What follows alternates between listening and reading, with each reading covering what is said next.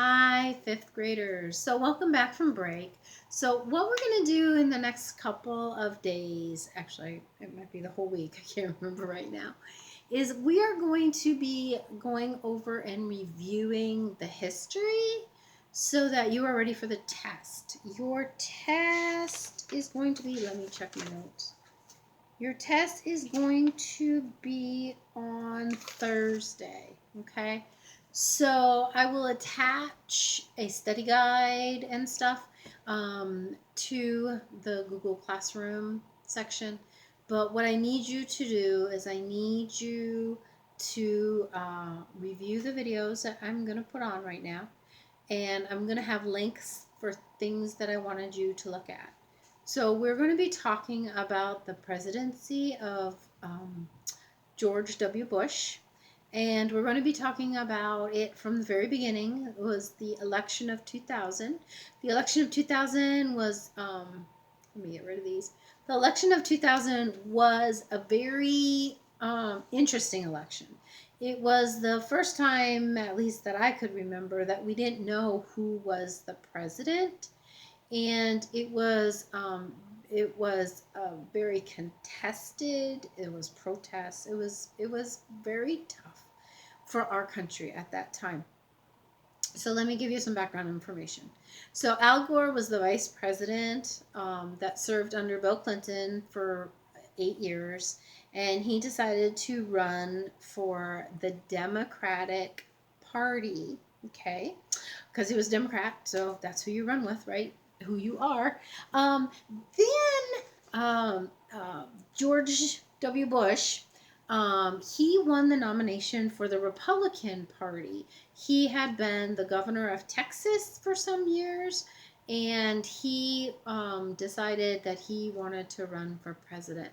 I hope this video is okay. My thing is doing weird things across the screen, so hopefully it's not affecting the video. George Bush ran on a platform called compassionate conservatism. Because at this time in history, conservative people who had conservative beliefs, were painted by the media as like evil, wicked people. Like they would say they want to pollute the air and pollute the water, and it was crazy things like that. So George Bush came out with what he considered a compassionate conservative. So his platform, which is like what he ran on for what he would do if he would become president, was to improve education.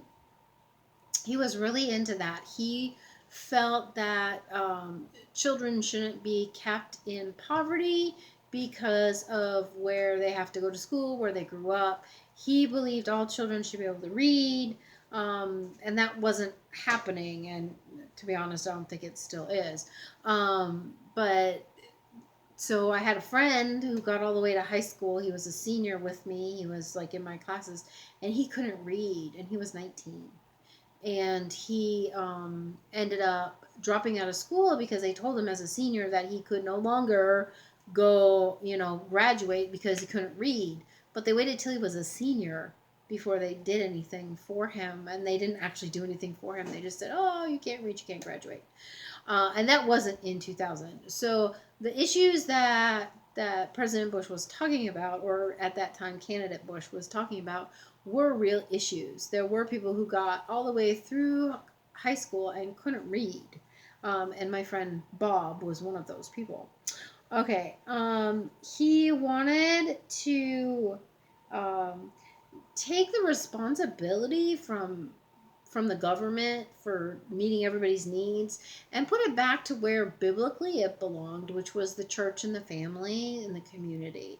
He felt that with government programs, which is true, a lot of the money goes to pay people to like figure out where the money goes, and it leaves a lot less money for the people themselves. So he wanted to give the money directly to churches and allow them to help, not just churches, but other faith-based organizations, so that they could help the people directly. Okay. He also wanted to do tax cuts. He felt that everybody should get a tax cut, whether you were really rich or really poor. That tax cuts were good for the country. Businesses that got tax cuts would have more money to be able to hire more people and those kinds of things. So he thought tax cuts for everybody was a good thing. And Social Security. We've been talking about Social Security for years and years and years because basically two things kind of have happened. One, people live a lot longer now. So way back when Roosevelt brought in Social Security, it was only supposed to be for a short time to help with the seniors for in the Depression, in the Great Depression. Remember, we've talked about the Great Depression, and it was just supposed to be for a short time. Well, like I've talked about, the government likes to keep things, so they did.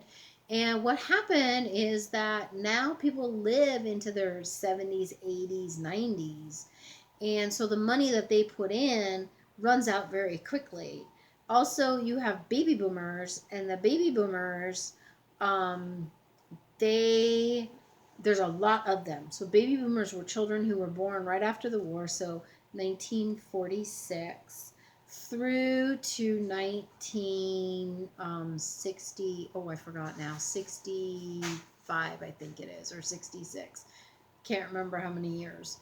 Um, and so those people are all retiring now. And the baby boomers didn't have as many kids.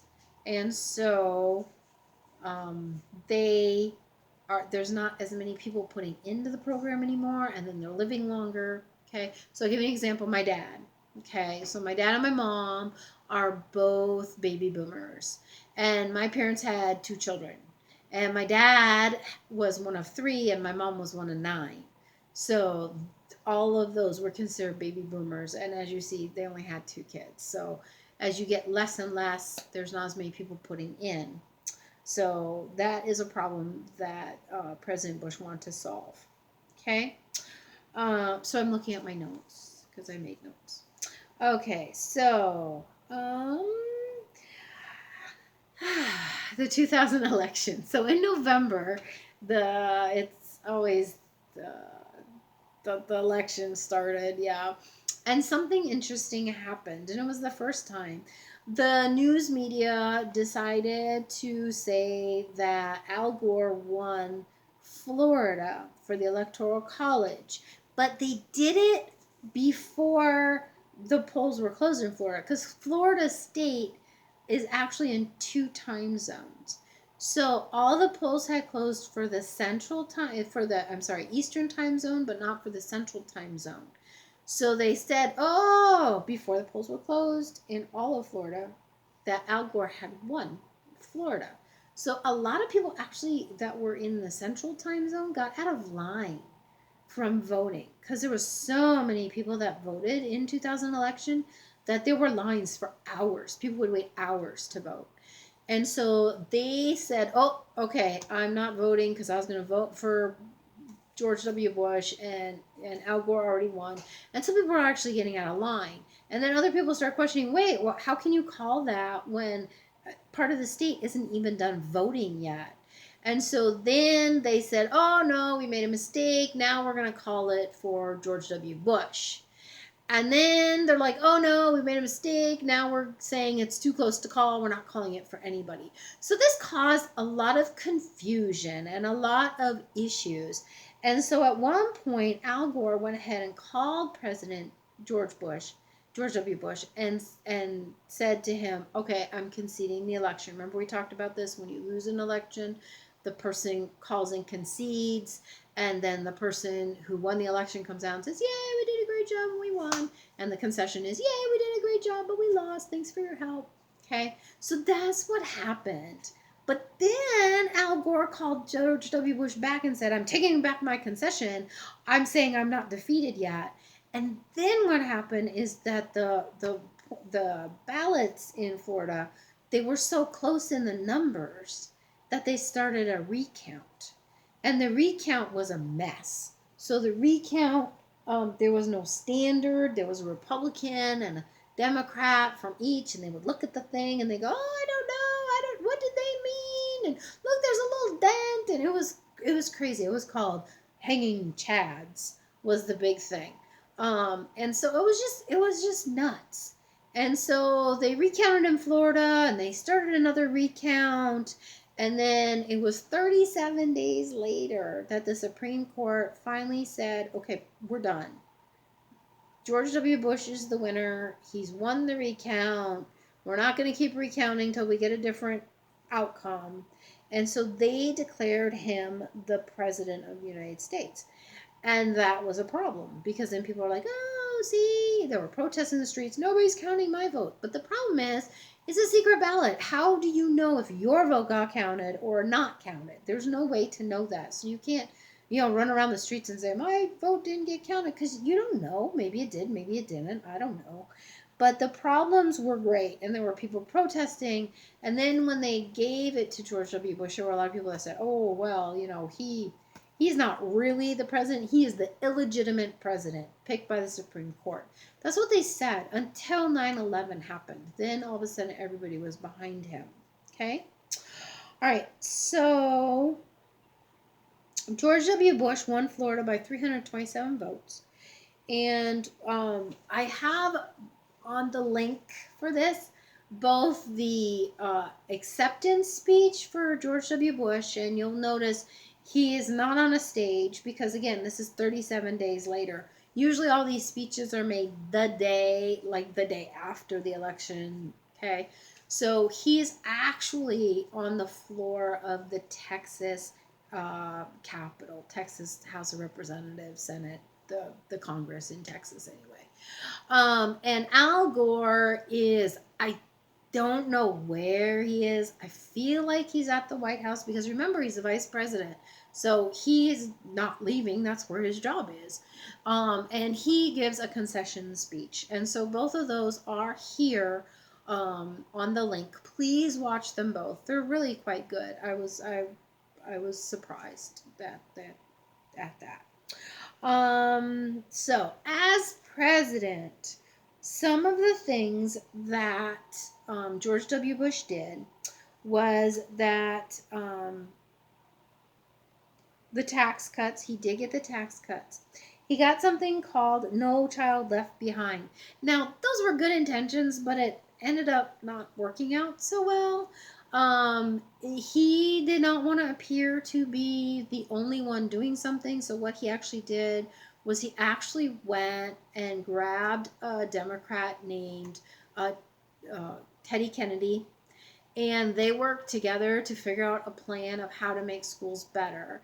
And one of the things that they brought in was testing for teachers, which on the surface sounds really good, but then the tests are like odd and stuff, and they don't really apply to what they were trying to do, which was to make sure that teachers knew enough stuff to be able to teach.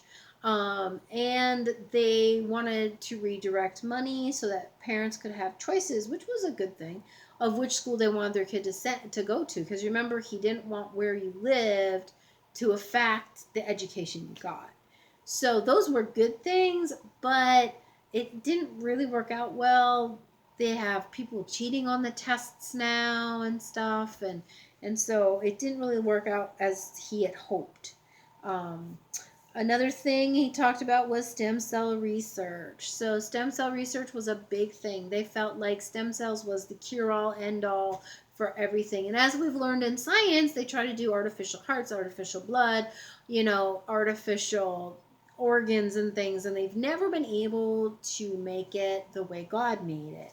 So that's what they were kind of thinking with stem cells, that they could take a cell and they could make it into anything, and they could cure things like Parkinson's, Lou Gehrig's disease, and those kinds of things, which that has not happened, and this was 20 years ago. And so what they had found was that if you take adult stem cells, you can actually make kind of things out of that, but that the embryonic stem cells, it didn't work very well. They would make all kinds, it was just, it was bad. It wasn't the key that they hoped it would be. And so the only way to get embryonic stem cells was through a dead baby embryo. And they wanted to just be able to kill babies and stuff. But after World War II, they made a lot of laws about not experimenting on human beings, because that's a lot of stuff Hitler did in the concentration camps. he had doctors and stuff that would experiment on human beings, and they would like drown them and then bring them back to life, or freeze them and then try to bring them back to life. And so stuff that we know about, like hypothermia and stuff, that came from the concentration camps. But because it was so horrendous, they made a lot of laws that said you can't do that. You can't just experiment on people or kill people to experiment on them or whatever. And that was the problem with the stem cells, okay, with the human embryos. So a lot of families got very angry because they have diseases that they thought it would be fixed. So what Bush ends up doing is compromising and saying, okay, if the baby was already like aborted, then you could use the stem cells, okay? But again, we've discovered adult stem cells work way better than embryonic stem cells. Faith-based initiatives. Okay, so in his faith-based initiatives as president, he brought a whole bunch of pastors together from different denominations and different creeds and stuff, and figured out how best to help them help the community, and offered them money. And the money thing is like a double-edged sword. So the Democrats, or the more liberal people, they were worried about the fact that we're giving money to people of religion. So they were worried about separation of church and state, which, by the way, doesn't exist in the Constitution. But that was in a letter that Thomas Jefferson wrote to somebody. Anyway, and then the conservative people, the religious people, were concerned that if they took money from the federal government, that the federal government could tell them who and what and where and when and what they could do and not do. So it didn't go as well as he had hoped. His heart was in the right place because he was trying to get communities to help the people, because it's easier for the community to know. It's a better use of funds, but it just didn't work out so well either. And that was a huge part of his domestic policy. So presidents have a domestic policy, which are things that they try to get enacted in their country. That's why it's called domestic. And then they have foreign policy, which is things that they try to do outside of our own country. So the faith-based initiative was a huge thing that President George W. Bush wanted to implement in his domestic policy. His father did 1,000 points of light. Yeah, that's what it's called. 1,000 points of light. So it's kind of like their family ideas and things coming out. Okay. Hang on, I can't read my writing. I know, that's terrible, isn't it? Okay. So that is everything that I have for today as a reminder. Okay, so again, we're reviewing today, we're reviewing tomorrow and Wednesday, and then you're going to take your test on Thursday. So please watch the videos that are attached: the concession speech, the election speech. I have a little blurb about them calling the election, oh, it's Gore, no, it's Bush, no, it's too close to call. And I'm still looking for something. I found a couple things, but like in the middle, it's really good in the beginning, and in the middle it gets very political. And so, yeah, so I'm still looking. There might be something else there. But those are definitely the two things. And then we're going to move on to 9/11 tomorrow. And we're going to talk about that and talk about things that happen. And I'm going to show you videos. So I'm going to show you the speech that he made the night of the attack. I'm going to show you when he's in the classroom, when he gets the news. So I also found a really good thing, but they have a very bad word in the very beginning, so I can't show you that either. So I'm still looking on those too, okay? So please review, watch the videos, and I will see you tomorrow, all right? Bye. I hope you had a great week, great vacation. See you tomorrow. Bye.